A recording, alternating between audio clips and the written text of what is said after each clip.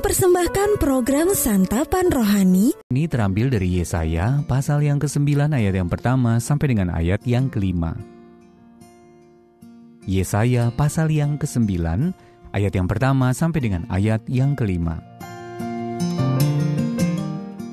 Bangsa yang berjalan di dalam kegelapan telah melihat terang yang besar.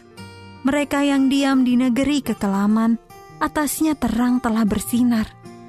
Engkau telah menimbulkan banyak sorak-sorak dan sukacita yang besar.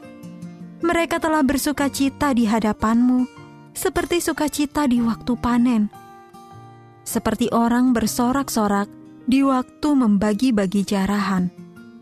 Sebab kuk yang menekannya dan gandar yang di atas bahunya, serta tongkat si penindas telah kau patahkan seperti pada hari kekalahan Midian. Sebab setiap sepatu tentara yang berderap-derap dan setiap jubah yang berlumuran darah akan menjadi umpan api. Sebab seorang anak telah lahir untuk kita, seorang putera telah diberikan untuk kita.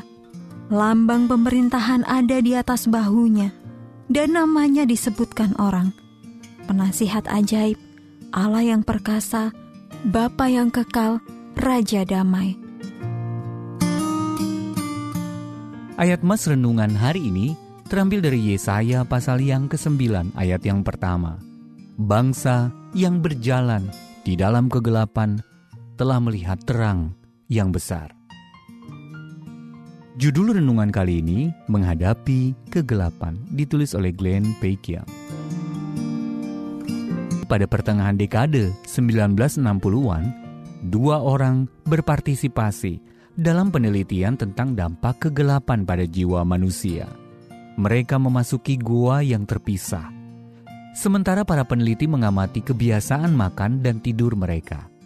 Yang satu bertahan dalam kegelapan total selama 88 hari, sementara yang lainnya bertahan selama 126 hari. Keduanya tak mengira akan dapat bertahan dalam kegelapan sepanjang itu. Salah seorang dari mereka merasa hanya tidur sebentar saja, tetapi mendapati bahwa sebenarnya ia tidur terus selama 30 jam. Kegelapan memang membuat bingung.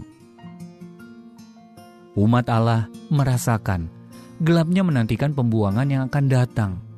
Mereka terus menunggu tanpa mengetahui apa yang akan terjadi. Nabi Yesaya menggunakan kegelapan sebagai kiasan untuk menggambarkan kebingungan mereka dan sebagai cara untuk berbicara tentang penghakiman Allah. Yesaya pasal yang ke-8 ayat yang ke-22. Dahulu, orang Mesir pernah ditimpa tulah kegelapan. Keluaran pasal yang ke-10 ayat yang ke-21 sampai dengan ayat yang ke-29. Sekarang giliran orang Israel yang berada dalam kegelapan. Akan tetapi, terang akan datang.